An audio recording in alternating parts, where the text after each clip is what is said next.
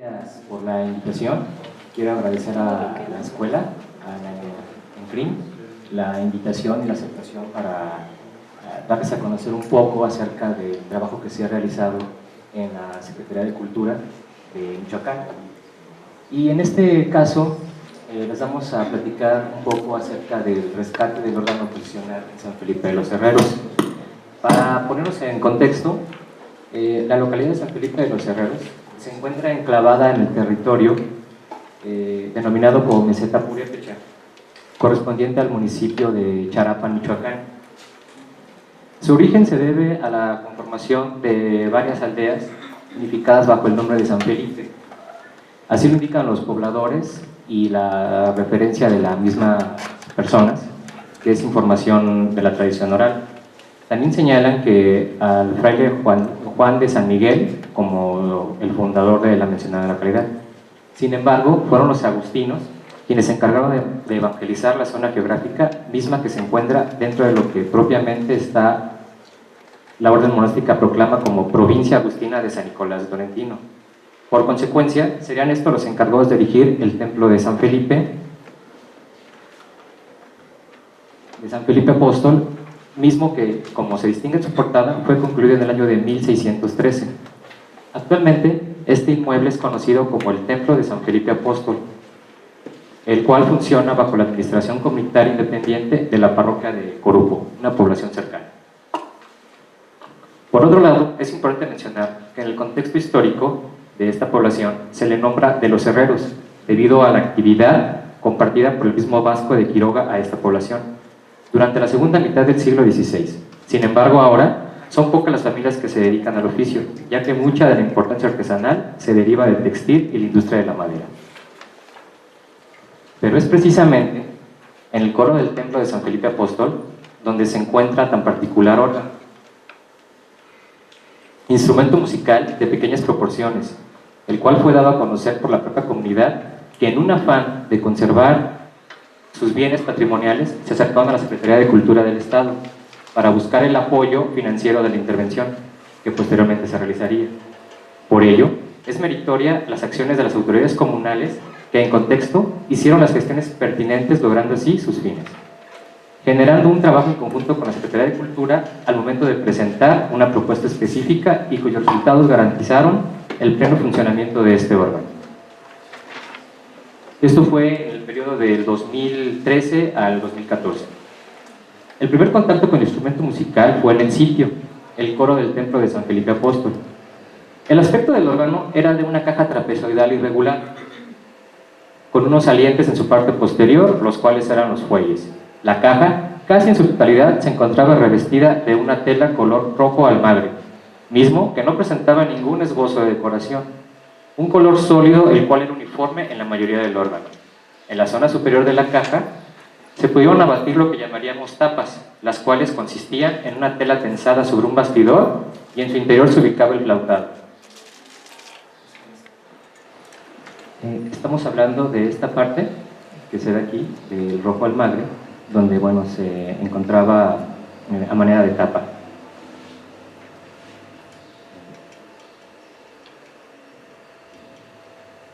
En su interior se ubicaba el flautado, como les comentaba, era en esta parte donde se encontraba el flautado, y esta era a manera de tapa.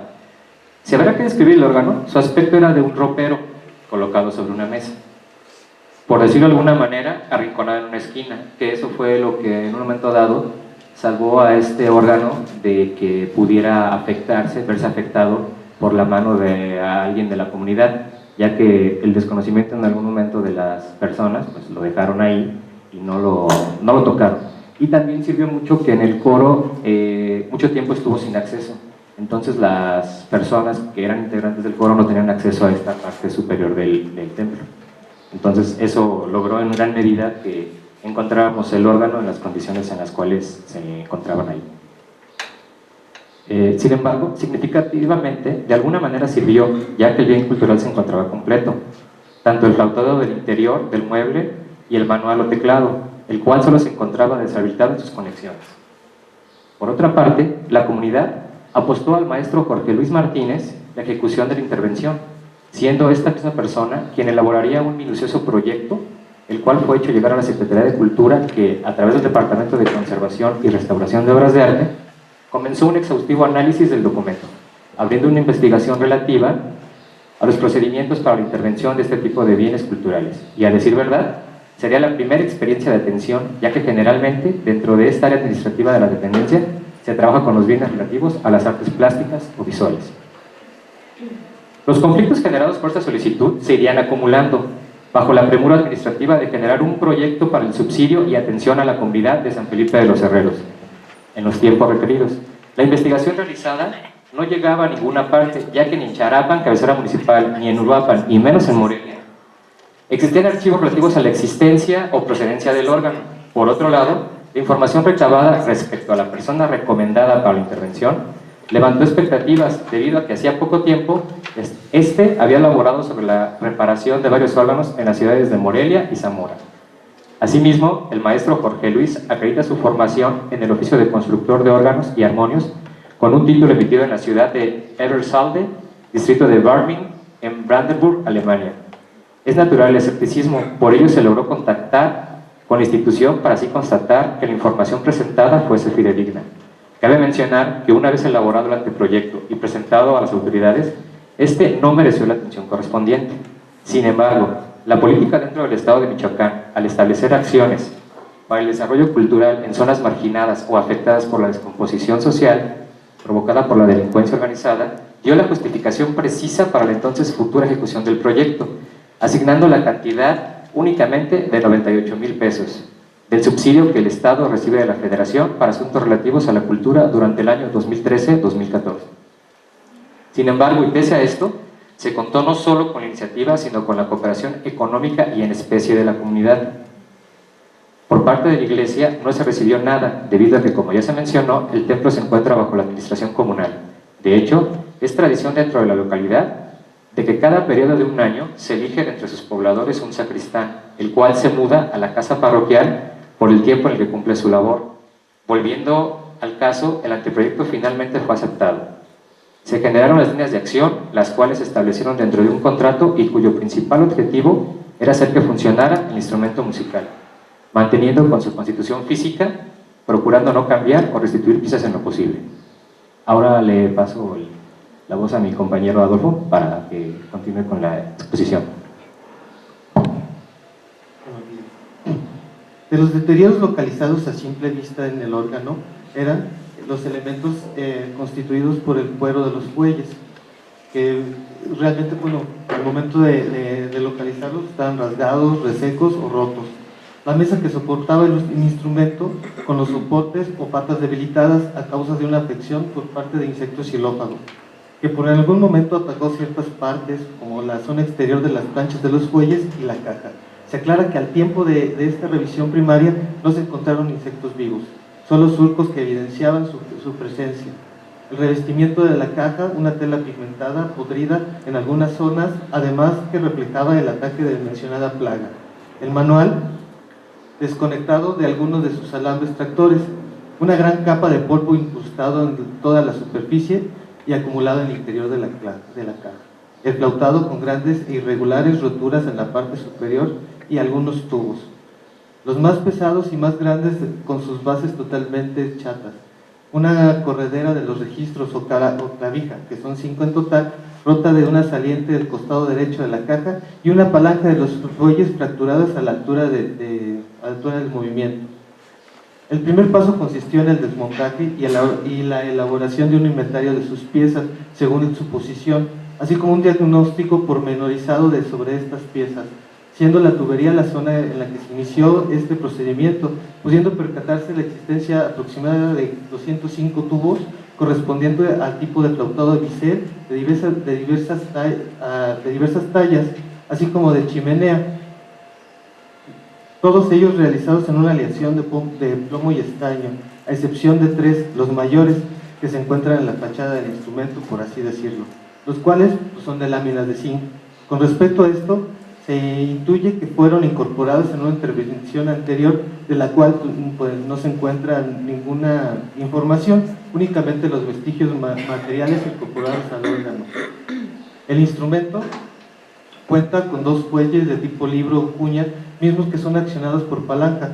Tanto la estructura que mantiene y proporciona el movimiento de las palancas, como los fuelles y su sistema de conducción del aire, se encontraban ensamblados a la mesa, siendo estas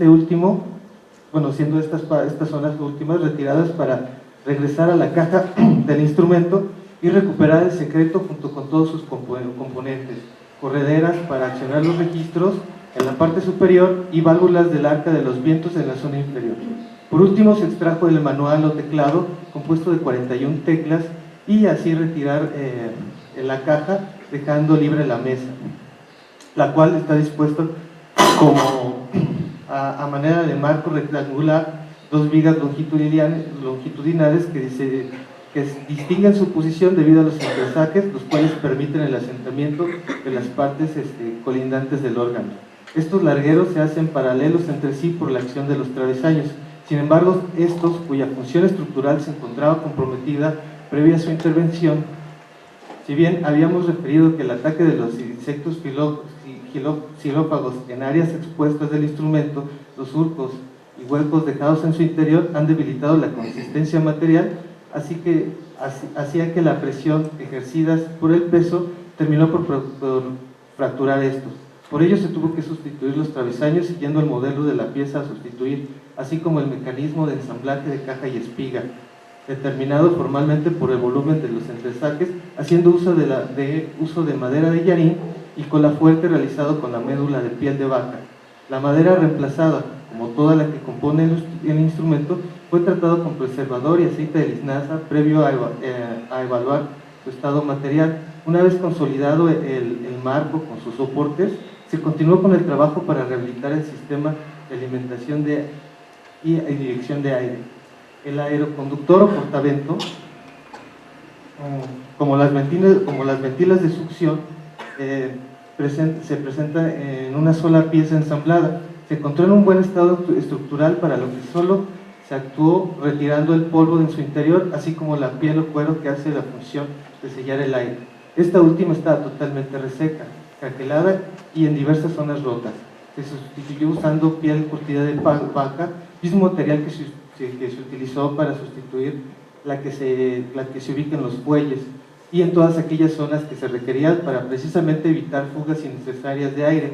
Por su parte, las planchas exteriores fueron tratadas no solo con los procedimientos ya descritos, sino que las evidencias de ataques de insectos fueron resanadas con cera natural, consolidando el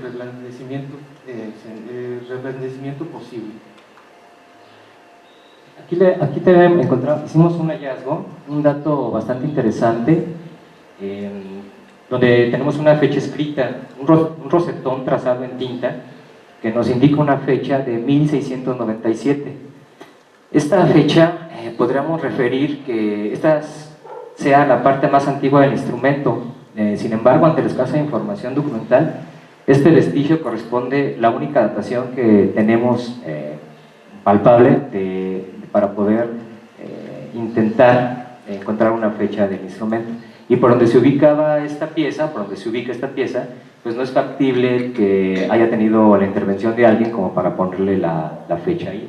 Entonces, este dato es bastante interesante y es el único palpable que tenemos como posible datación del instrumento. En lo que respecta al manual o teclado, sus tirantes aún permanecían engarzados a las teclas, evidenciando la simpleza del mecanismo, pero desconectado de los que tiran de las válvulas. Su escala cromática, representada por el número de teclas y su posición, nos indica que está compuesta de 4 octavas, con la particularidad de que la primera enunciaba una octava corta, al no comprender las notas de do sostenido y re sostenido. Pero la cuarta octava, si la pudiéramos nombrar así, se interrumpe en un fa sostenido. La única explicación posible es que el teclado haya sido sustituido por el actual y consecuentemente el secreto, el cual es un asunto que realmente no nos explicamos, no tiene huellas de alteraciones, o se podría decir que también podría haber sido sustituido. Sin embargo, pues bueno, aún Aún estas son conjeturas que, pues bueno, precisamente no se han estudiado de muy a fondo. Pero la lógica nos hace o nos indica que el órgano fue intervenido en una época anterior, quizás a finales del siglo XIX o a principios del siglo XX, ya que el mismo secreto se encuentra ensamblado ya con tornillo y las válvulas del arca de los vientos sujetas con los tirantes por medio de armellas. Mientras tanto, el secreto reveló dentro de estos deterioros una gran acumulación de polvo adherido no solo tapando los orificios que unen a las flautas, sino también en su zona inferior, los canales de distribución de aire, mismos que al encontrarse desprendida la cubierta que dejaba expuestos esta zona. En la misma zona, las válvulas sin orden pendían junto a sus tirantes ante la ausencia de alguno de los muelles que les permite hacer esta función. Como se ha mencionado, la intención de esta intervención fue dejar funcionando el instrumento musical. Para ello se tuvo la precaución de no alterar la constitución física o sonora o estructural del órgano, y para ello se optó por replicar el sistema mecánico, así como rehabilitar ciertas zonas que por su periódica utilización o exposición a la intemperie presentaban mayor daño, tal como hemos descrito en los fuelles y aeroconductor. Sin embargo, es necesario aclarar que muchos de los componentes, si no la gran mayoría del órgano, fueron localizados, para lo cual pues, solo se realizó el proceso de limpieza en lo que refiere a algunas partes. Mientras tanto, las partes mecánicas del sistema entre el arca de los vientos y el manual, ya que estas partes no se encontraban corroídas por las láminas, el metal no se encontraba corroído o debilitado, fueron reacondicionados para el uso desempeñado, ya sea enderezándolos o simplemente ajustándolos, como es el caso en los muelles que permiten el movimiento de las válvulas. En la tubería, cabe señalar que los deterioros, aparte del polvo acumulado en su interior, fue la corrección de las muescas de afinación en la embocadura. Estas fueron enderezadas por medio de percusión, evitando estirar el metal. En algunos de los casos, según la gravedad, fueron unidas mediante la soldadura de plomo, desbastando el excedente. En otras situaciones presentadas, se añadieron injertos en aquellos que tenían ya pérdida de material, mermando la talla, y según su posición no alcanzaba la afinación pertinente al planteamiento sónico del instrumento. Este injerto fue realizado en la aleación correspondiente de plomo y estaño ensamblado a presión, procedimiento que solo se realizó en los tubos del grupo principal o fachada, correspondiente al cuarto y quinto tubo. Por su parte, el primer tubo, de talla más grande y realizado en lámina de zinc, presentaba deterioros en la zona inferior, la cual pues, era producida por el mismo peso, el cual se formó de manera significativa la punta que une al secreto. Para tratar este deterioro se hizo un corte en el tubo y se le injertó una pieza de madera a manera de un cono truncado y hueco, fabricado según las medidas de proporción que determina la pieza y adherida también a presión al cuerpo del tubo. Esta pieza añadida hace la fusión de base, así como de conexión al secreto, por lo que trata la afinación del órgano. Este se ubica casi medio tono por debajo del diapasón moderno en la 440 Hz. El temperamento del instrumento se basó en la posición del flautado, ya que, como hemos referenciado, este se encontró completo y con muy pocos daños. Por ello se concluye que este es muy parecido al igualmente temperado, tratando de tener mayor número de quintas utilizables, así como terceras mayores. En la parte estética del instrumento, la caja o mueble no presentaba ningún elemento decorativo, solamente cubierta con una manta de color sólido, al igual que todo el instrumento, a excepción de las palancas y las planchas expuestas de los fuelles. La tela fue sustituida, rehabilitada las puertas que a manera de tapas protegen la tubería, así como la consolidación de las bases de los soportes o panderetes, mismos que se encuentran montados al interior de la caja.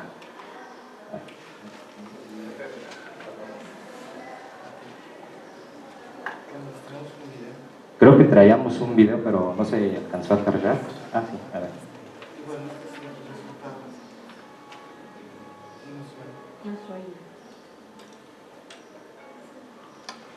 El volumen en la computadora sí.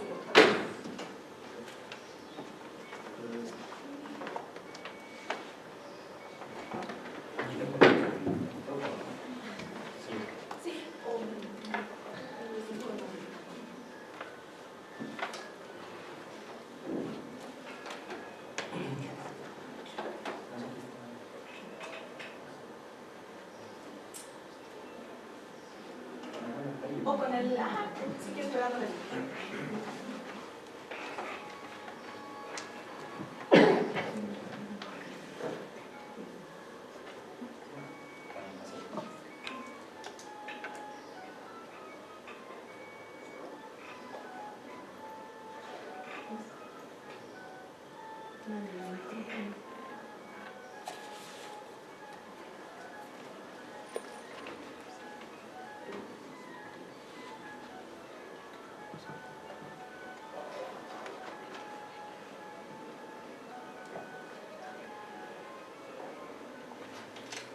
Ya para finalizar, se aclara que todos los procesos de la intervención se realizaron dentro del sitio en el que el instrumento musical se ubica, durante el periodo comprendido de marzo a agosto del año 2014. Actualmente, conocemos que el órgano sigue funcionando, siendo la comunidad la que se encarga de su celosa protección. Por otro lado, queda pendiente ahondar en la investigación y quizás se encuentre algo más que conjeturas o hipótesis para este tipo de instrumento. Muchas gracias. Muchas gracias a la Escuela de Restauración, la INCRIM, y a la Coordinación Nacional de Conservación del Patrimonio Cultural y a este equipo de mujeres jóvenes que han hecho un gran trabajo últimamente. Gracias por la invitación y por aceptar que presentáramos esto. Precisamente en este año pasado, no recuerdo bien, se cumplen, este año, 30 años precisamente del inicio de la restauración del órgano de Santuario Mapete. Y bueno, se ve un poco apachurradita la imagen, es menos gordito el órgano, pero se puede ver todo muy bien, ¿no? Y como convenimos, no voy a platicar de los procesos, en eso convenimos, sino de las cosas a las que nos enfrentamos, los procesos digamos, los académicos, de aprendizaje y de trabajo, tanto en la comunidad como aquí en la escuela, que no está aquí, está de frente, y cómo fue sucediendo este proyecto. No habrá, en este caso, descripciones técnicas ni procesos de restauración, en eso quedamos.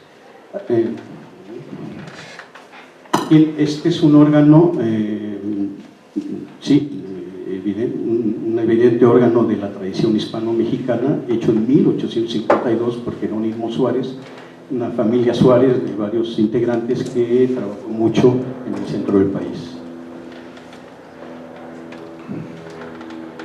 Rápidamente, cuando se inició el proyecto, así fue mi primera vista del órgano, y en el 2000, que se terminó, a finales del año 2000, ya como se veía terminado.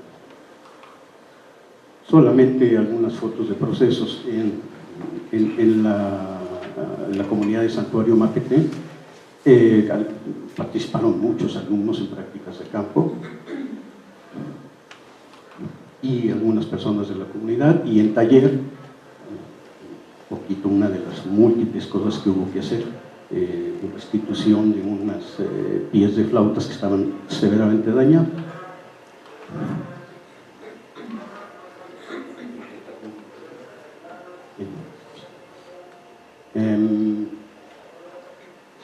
Creo que mejor me pongo.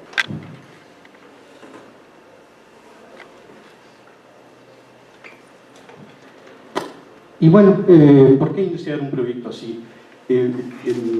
Ya trabajando en la escuela y reconociendo algunos de los trabajos que se realizaban en ese momento, trabajos que son, vamos, no eran, no tenían una finalidad académica y sin pretender saber mucho de órganos. Yo me daba cuenta de algunas cosas que no me parecían del todo adecuadas, por lo cual intuía que era posible realizarlas con más respeto. Algunas cosas, por supuesto no todas, pero había para mí era importante como retomarlas y hacer una propuesta diferente.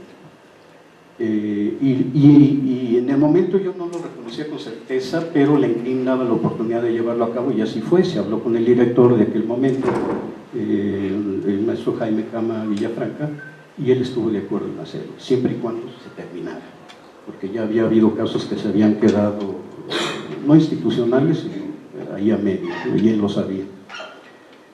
Yo reconocía que podía ser un proyecto largo, pero nunca me imaginé que nos íbamos a tardar 12 años. No es lo único que hacíamos, no estábamos solo en el órgano, atendíamos alumnos, participábamos en otras cosas.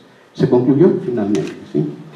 Y aquí yo quiero hacer un apunte en el primer, que no me acuerdo cómo se llamaba, el coloquio del Yoyo, en 2000, 2001, no me acuerdo cómo se llama. ¿Sí? Congreso, ¿sí? Encuentro. Se presentaron unos suecos, si no recuerdo mal, Go Art, y yo iba así hasta con el miedito de decir, nos tardamos 12 años. Bueno, ellos igual se tardaron. Cuando yo terminé, ellos me dijeron, no, está bien, todo lo que se hizo para 12 años está bien. Ellos también en un órgano se tardaron 10 o 12 años, entonces para mí fue así como una liberación, ¿no? Y pueden ser procesos muy complejos a veces.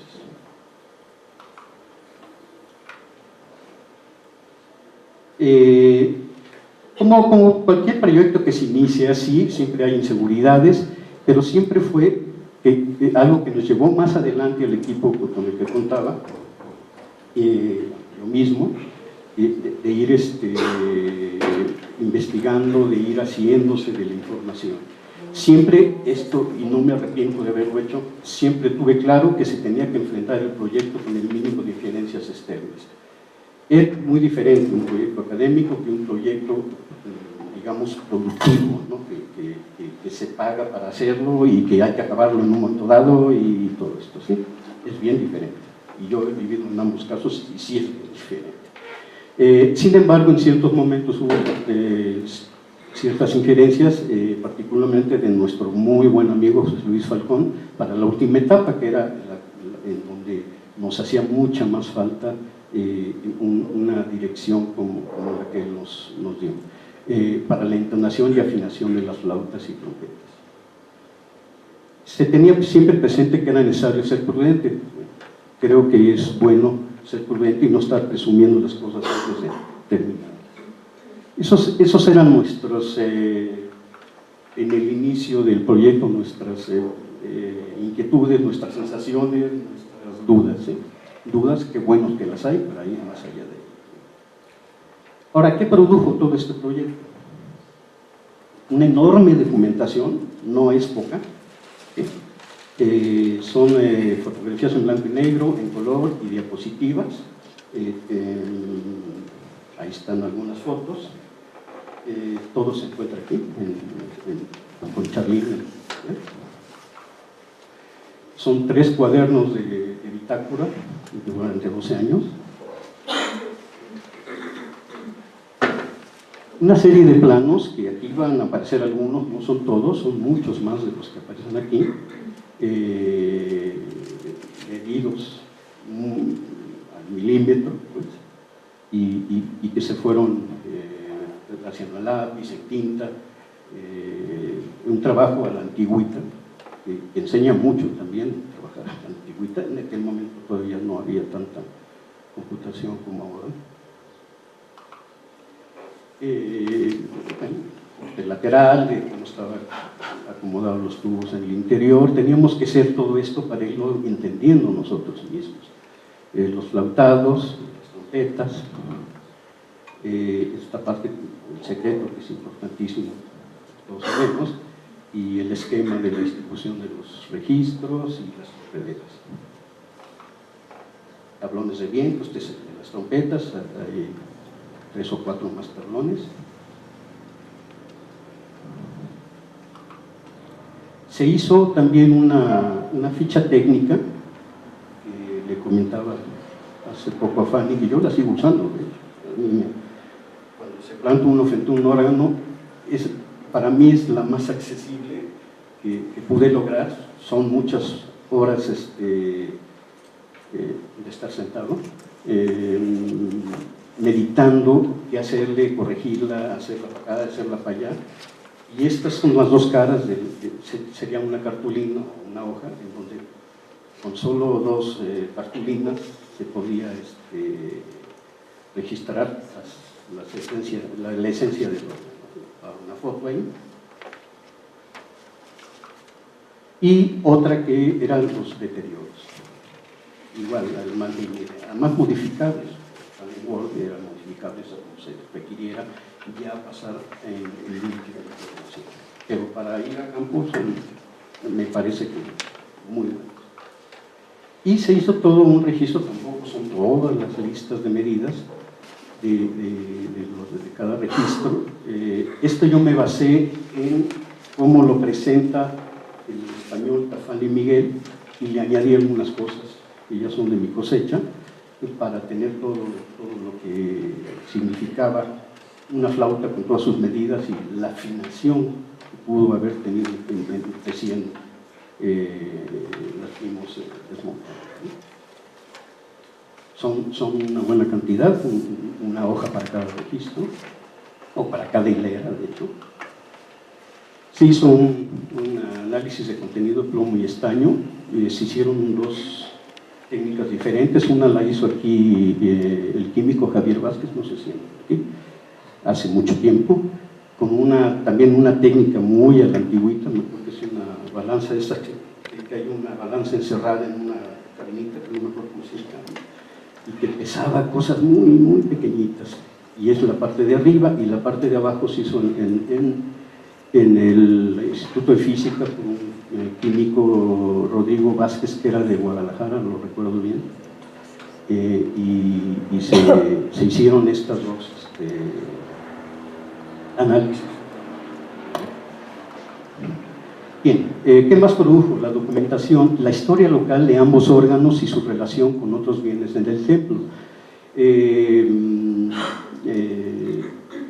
Hay otro órgano, sí, del cual ya también hace año y medio hablé aquí mismo en la escuela, que es un órgano barroco estupendo, que nada más queda el esqueleto y el secreto que se encontró por ahí, lo usaban de tarima, y con partes de ese órgano se hizo, con flautas incluso de ese órgano, se hizo el otro órgano de Jerónimo Suárez.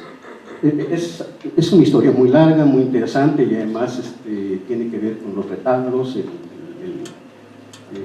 El que construyó el órgano también construyó 3 retablos, en fin. Esto es muy, muy largo. ¿Qué más produjo? Unas publicaciones. Lo del análisis de plomo y estaño se presentó en este congreso que está aquí al principio, de Materials Issues in Art and Archaeology, en Cancún, 1994. Muchas personas de la escuela acudimos a ese congreso. Luego el artículo Tradición Arganera en una revista que existió, que era de México Desconocido, que era como de historia, después desapareció. Y ayer en ese artículo, en 1994, planteo la necesidad de hacer una documentación en planos, otras cosas también, para conocer mejor nuestros órganos. Es bien importante, porque después se vuelve a armar un órgano y ya no podemos estarlo analizando tan fácilmente. Un libro, que un poquito más adelante me extiendo un poquito en eso, el Mapete Santario Prodigios, que es una obra, un libro monográfico del lugar, en donde se incluye pues, los trabajos de restauración que hizo la escuela en varias de las obras de ahí, que fue pintura de caballete, una de las campanas, el órgano, el armonio y la documentación de todo eso, ¿sí? Y por último, el artículo Panorama de la Organería de Estado de Hidalgo, Arcanos Hidalguenses, que ahí hago, después de estar muchos años trabajando por ahí, me iba a buscar qué más había, y hago una semblanza de lo que en ese momento, hace 10 años, eso es 2005, no puse la fecha, pero es 2005, conocía de los órganos del Estado de Hidalgo. También hubo un concierto de reinauguración, aquí está el cartel, a manera de un periodiquito. El maestro José Suárez lo inauguró con Fabiola Flores al violonchelo. Bueno, aquí está citado, bueno, puesto Luis Demetrio Ramos, pero él no pudo asistir, no recuerdo ya por qué, y Miguel Ángel Olvera, Miguel Ángel Ramos Olvera, oboe, son hermanos, pero no pudo asistir inmediatamente. Él fue sustituido afortunadamente por Roberto Bando, flauta de pico también, y tocó el órgano solo, se tocó el órgano con el violonchelo y con todo el grupo completo. Esto fue ya a finales del año 2000. Un muy querido amigo también, Carlos Peniche, y su colega Alonso Mújica, son técnicos ingenieros en sonido, y me avisaron 1 o 2 días antes que iban a ir a grabar. Entonces hizo un disco un CD del concierto de inauguración. Es algo muy casero, ellos son muy buenos, pero pues iban con lo que pudieron, y vamos, tiene algo como de bonito pues este disco, porque se oye todo el ambiente de la iglesia, los niños corriendo abajo y la gente tocando. Entonces es la inauguración, pero con la presencia de la gente ahí. ¿Sí? No es la gran versión, pero tampoco está mal. Se hizo así en el momento casi, ¿sí? Y eso se lo agradezco mucho a ellos, y llegaron con todas las ganas de hacerlo. Y como ya lo mencionaron, este proyecto ganó el premio Paul Coreman de Conservación de Bienes Muebles del año 2000. Ahora, ¿qué más produjo en cuanto a conocimiento? Aquí me dejé llevar por lo que estamos haciendo de la revisión del programa de materias y pues, competencias, pero pues vamos, ¿qué se fue obteniendo? ¿Para qué sirvió en cuanto a conocimiento? Es un punto de vista alternativo que creo que sí se aportó, y académico en relación a la restauración de órganos de México, la transmisión de dicha experiencia a nuevas generaciones, la capacidad para realizar dictámenes de proyectos de restauración para la coordinación de restauración, la participación en la concepción de las normas. Aquí está, que fue un trabajo, por decir, un trabajo de intercambio por correos y todo, no recuerdo, varios meses, ¿no? Para hacerlos, que se quedaron por ahí, pero que son muy útiles como base para hacer más cosas, ¿sí? O sea, sí se acabaron. Lo que pasa es que ya no hubo como que Lina no acabó de decir, bueno, sí son útiles, ¿no? Y quedó abierto un espacio para la reflexión, estudio, discusión y difusión de las labores de conservación de los órganos históricos en general, instrumentos musicales en general. El hecho de que estemos aquí platicando o discutiendo o aprendiendo es eso. Está abierto el espacio, ha permanecido abierto, y como decía, bueno, las mujeres lo tienen muy vivo realmente, ¿sí? Y eso es todo lo que ahorita se dice bien fácil, pero a veces es muy complejo. ¿Qué faltó? También hay que ser autocrítico. Faltó hacer un seguimiento sistemático del instrumento. Sí se realizó durante unos 3 o 4 años, pero después ya no hemos sabido qué ha pasado, ¿sí? Eso es algo que siempre hay que pensar, hay que aprender de esas cosas.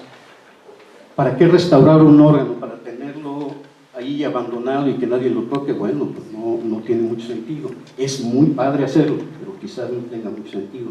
Y ahora ya se piensa mucho más en eso, ¿no? Y algo que es muy atribuible a mí es la difusión, hacer una publicación particularizada. Soy muy hecho en taller, Y he descuidado un poco, sí, es cierto, esto de publicar los resultados de las restauraciones y las investigaciones, las documentaciones que se han hecho, porque no son pocas, incluso las cuando he trabajado ya particular, las he hecho igual, ¿sí? Hay mucha información, pero nunca es tarde. Esto ya lo vamos a ir publicando, esto y otras cosas, ¿sí? para que lo conozcan todos, ¿no? Rápidamente, se me acaba el tiempo, sí, me quedaban 5 hace como 5. Ya voy a ver. Bibliografía que nos sirvió muchísimo. Esto fue en lo que nos basamos para ir desarrollando el proyecto.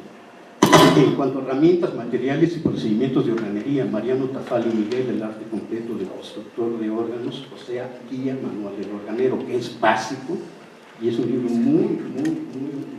muy interesante porque además es como regañón el Mariano Tafal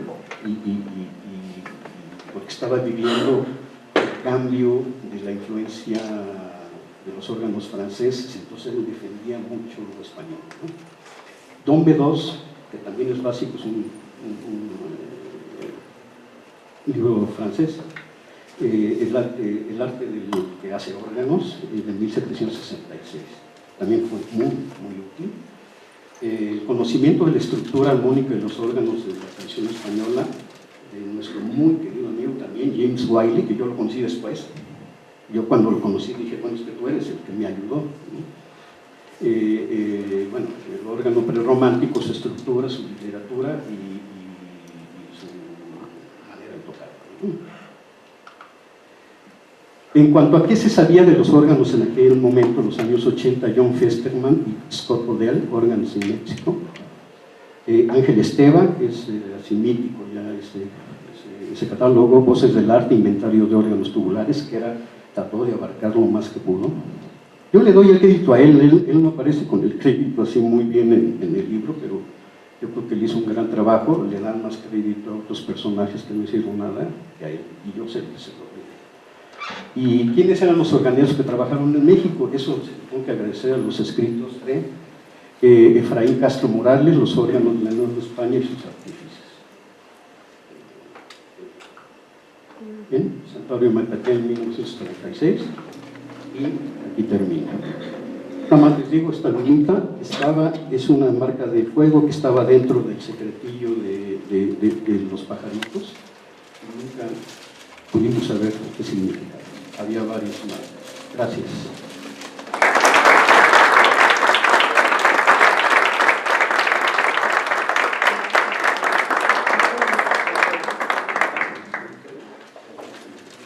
Bueno, invitamos a los maestros, nuevamente a los arquitectos, a Benirán y a Carlos Adolfo para que bajen, para llevar a cabo la sesión de preguntas. Para Gabriel y para Carlos. Bueno, más o menos nos platican a grandes rasgos, ¿no? de la intervención también.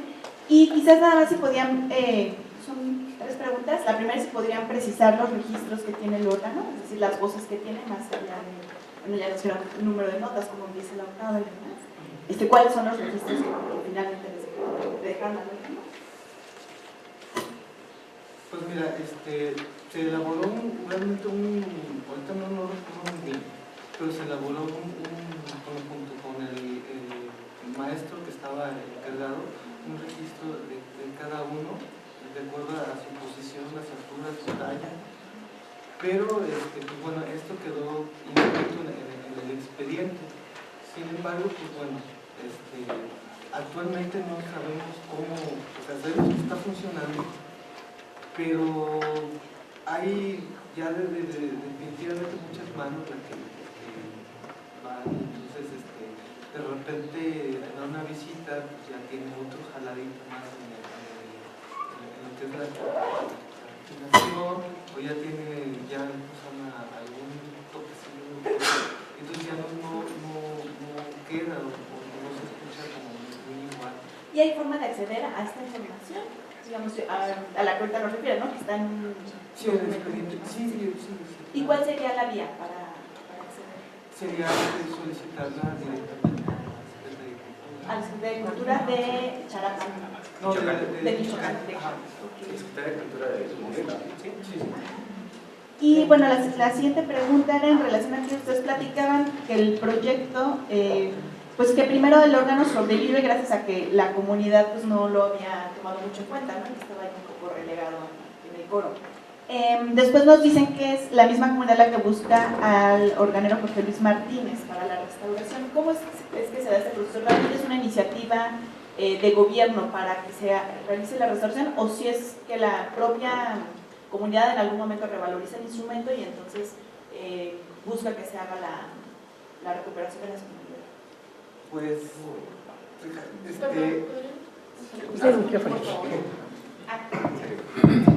Pues en el caso preciso fue la comunidad que de repente se dio cuenta que tenía el instrumento. O sea, aquí hay como dos factores que suenan como curiosos o chistosos. La primera, el acceso al coro no había. O sea, de cuenta que todavía cuando nosotros estábamos trabajando 2013, 2014, se tenía que instalar una escalera.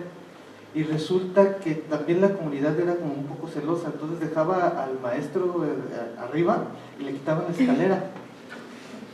Y de hecho le dieron una habitación ahí y eso también permitió que bueno, los procesos se fueran extremadamente rápido. Prácticamente fueron entre 6 y 8 meses, pero estuvo enclaustrado, la comunidad lo escoltaba y fue de esa manera que se concluyó rápido y aparte se ajustaba este proceso a los procesos que nosotros llevamos dentro de la administración. O sea, un proyecto administrativo no se tiene que extender mucho más pues en este caso, que te sueldan el recurso, pues aproximadamente 7 meses y tiene que estar así como el año. Nosotros nos pasamos tantito, pero pues se tuvo que justificar a la federación, hacer toda esta situación. Aún realmente no sé cómo estuvo el contacto entre el restaurador o el maestro organero y la comunidad, aunque sé que el maestro organero es oriundo de Uruapan, entonces parece ser que fue así como un contacto así como de taberna entre los colaboradores y entonces fueron y lo mostraron. O sea, fue como un asunto furtivo. Y a la última pregunta para cerrar. Bueno, ahorita justo me llama la atención, ¿no? Hablabas de que ya la gente empieza a manipular el instrumento y demás. Este proyecto lo llevaron ustedes a través de la Secretaría de Cultura y en su momento no pasó por la Coordinación Nacional de Conservación del Patrimonio Cultural, aún siendo un pues bien mueble, ¿no? Que tendría que haber pasado por determinado proceso. Pues bueno, las cosas ya están hechas y demás, pero ¿qué iniciativas o qué estrategias van a tomar de aquí en adelante pensando en que si, como ustedes nos hablaban ahorita y nos enseñaron una fecha, podría ser uno de los órganos más antiguos? ¿Qué estrategias estarían tomando o si tienen algo pensado para unir esfuerzos con la coordinación y ver de qué manera poder pues sensibilizar más a lo mejor a la propia comunidad para tener esta conciencia de que es un objeto, un instrumento musical único y que pues ya se invirtió, a lo mejor no fue el recurso esperado, ¿no? Que ustedes hubieran querido, pero hubo algo de recursos y la idea es que se mantenga, ¿no? ¿Tienen alguna estrategia planteada a mediano plazo para que a lo mejor las cuestiones de conservación se puedan dar de una mejor manera para el instrumento? Sí, actualmente estamos tomando los inventarios de todos los inmuebles, de todos los bienes muebles, perdón, que tenemos acceso en el estado de Michoacán. El estado de Michoacán se caracteriza por, bueno, las situaciones que ha habido de ciertas comunidades que se tienen identificadas como problemáticas. Entonces la gente allí es muy celosa de sus bienes. Hubo una época de esplendor con Adopta una obra de arte, se llama el programa, y se invirtió mucho recurso para restaurar bienes. Viene la época donde empieza a ser peligroso asistir simplemente pues, para cualquier persona que no sea de la comunidad, porque la comunidad es celosa, y entonces se deja un poco de esas comunidades pues, que se continúen solas. Hasta este momento estamos empezando a regresar a las comunidades para hacer levantamientos de los estados actuales de todos los bienes y con base en ello ya podemos realizar las acciones para hacer sentir a la comunidad de la necesidad que ellos deben de sentirse de que el bien pues debe cuidarse, debe estar resguardado y cuidado. Un ejemplo que ahorita, bueno, fuimos a ver el portón de la comunidad de Nurío, en el municipio de Paracho, ¿verdad? De Paracho, y bueno, pues es lo mismo, si nosotros llegamos identificados todo, pero pues hay retenes a la entrada, está un poco complicado el acceso, pero si algo no le parece bien a la comunidad, pues te tocan la campana y te acorralan. Entonces sí es una situación en la cual tenemos que andarnos con mucho cuidado para poder hacer entender a la comunidad, al jefe de tenencia en este caso, del bien que tiene. Obviamente son comunidades, en un momento dado son diferentes autoridades, lo que es la jefe de tenencia y lo que es la parte del templo, pero bueno, sí tenemos que estar coordinados porque se entra una tercera figura que somos nosotros para apoyarles a cuidar el bien. Pero sí, lo estamos teniendo en consideración y pues estamos haciendo de nuevo el papeo de todos los bienes que tenemos en Michoacán. De hecho, ahorita acabamos de ir a ver el órgano de Ucareo y el órgano de Charo también, que también están sin función. Entonces estamos haciendo también los proyectos para una posible intervención.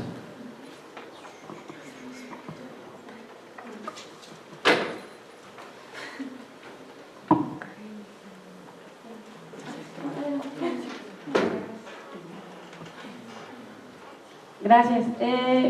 Yo quería saber más o menos qué tip nos podrían dar así como para el proceso de documentación sobre la historia de los órganos, pues, porque así tengo ahorita la impresión de que uno tiene que estarse echando unos clavados así en un montón de papeles en los que ni siquiera puedes a veces leer lo que dice. ¿Cómo recomiendan que sea este proceso de saber el órgano, de dónde viene, cómo llegó hasta aquí, dónde rastrear todo ese tipo de cosas que uno puede llegar a preguntar ahí a la parroquia, pero lo más seguro es que nadie tiene idea de absolutamente nada y nos dicen datos como muy así dispersos. Entonces, esto está juntando información, ¿cómo me recomendarían, no? Bueno, nosotros hemos encontrado que el primer dato que podemos encontrar es en el órgano. En el órgano, por ejemplo, en el Ducareo encontramos la etiqueta, que era de 1852, una cosa así, y venía una ciudad que era Acámbaro. Entonces, bueno, eso ya nos va refiriendo a que, bueno, probablemente en Acámbaro, estamos hablando de Ducareo, pero que ese órgano venga de Acámbaro, de alguna situación donde podemos tener que echarnos un clavado a las parroquias o a ver la documentación, quién lo compró, cómo lo vendió, los nombres de las familias y sobre todo también la gente más longeva de la comunidad también, pues es la que nos puede dar algunos datos, porque ellos se acuerdan cuándo fue la última vez que lo tocaron, o cuándo fue, o quién hizo qué, o quién lo contrató, qué responsable estaba en ese momento en la parroquia, el que se llama el comisario, bueno, tienen diferentes nombres dependiendo ahí del rango que tengan. Entonces es mucho de entrevista al público y sobre todo también de ver el bien de conocerlo y obviamente a donde podamos accesar, como han encontrado las símbolos o fechas en este caso, donde pues hasta que empiezas a desmenuzar el órgano, obviamente con mucho respeto al instrumento, y ahí te das cuenta, es donde te puedes dar los primeros pasos para saber cómo está datado. ¿Algo por agregar?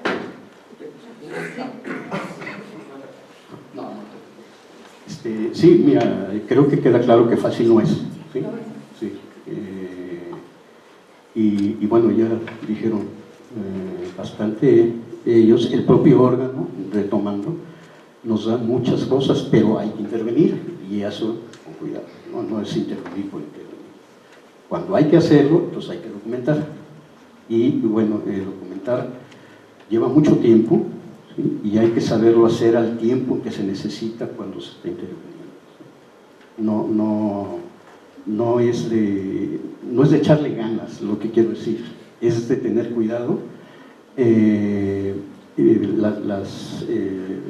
Los archivos de los templos a veces dan muy poquita información, pero esa es suficiente para agarrarse a ir a otro lado, como dicen los amigos aquí, que acabaron yendo a Cámbaro también, o tienen que ir, no sé. Y son pistas que nos va dando el instrumento, incluso sin desarmarlo, el archivo del templo, las paredes, detrás del órgano barroco detrás del órgano que se restauró el siglo XIX, está pintado, una como etiquetota, ¿sí?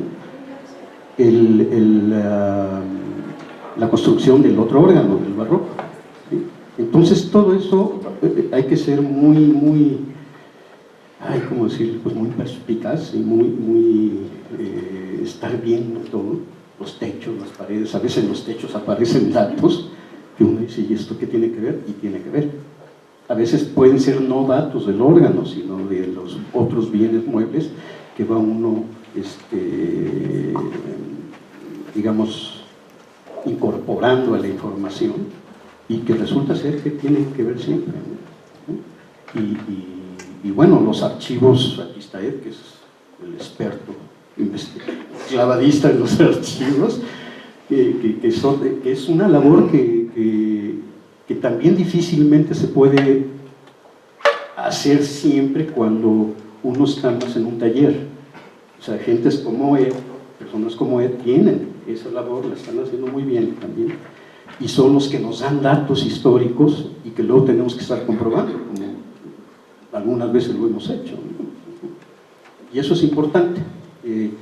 Estar en contacto con las personas que son expertas en estar buscando, echándose clavados los archivos.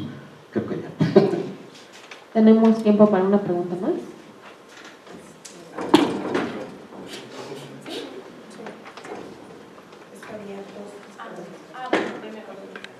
Okay.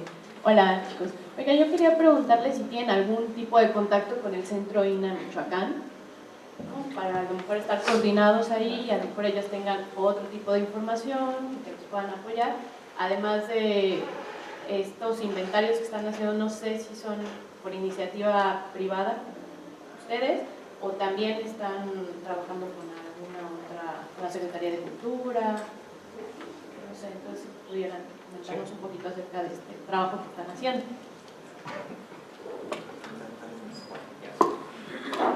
Sí, bueno, mira, te comento, nosotros somos parte de la Secretaría de Cultura, entonces nosotros, si bien es cierto que estos muebles, estos bienes muebles están en poder de particulares, bueno, sabemos que son patrimonio de la nación, nosotros estamos coordinados con el Centro INA Michoacán, con el área de bienes muebles, con, ¿cómo se llama? Laura Lelo de la Rea, así es, y bueno, y también obviamente con Jacinto, con el doctor Jacinto, y estamos trabajando en coordinación con ellos para todo ese tipo de situaciones. Obviamente los proyectos se realizan, se llevan al INA, se autorizan y ya se procede. Obviamente no tocamos nada sin el visto bueno del INA. Nosotros tenemos el primer acercamiento con la comunidad porque ellos nos hacen la invitación de que fuéramos a apoyarlos a realizar el proyecto. Nosotros tocamos con un documento técnico en el cual con ellos también ya se empiezan a mover para conseguir recursos. Muchas de las comunidades consiguen el recurso a través de sus personas que están en Estados Unidos, entonces a través de las fiestas, de los santos patronos, de kermeses, etc. Ellos hacen de recursos y bueno, ya con un documento que nosotros obviamente nos tiene que avalar el INA y así trabajamos, ya se procede a buscar un restaurador. Pero bueno, también tenemos la situación de que los restauradores, pues tenemos pocos realmente en Michoacán. El maestro que era de Uruapan ya no está, bueno, no lo hemos podido localizar, ahora que lo hemos buscado por esos nuevos órganos, pero sí, la respuesta es que sí estamos coordinados con el INA y pues nosotros no podemos hacer nada si el INA no tenemos su visto bueno.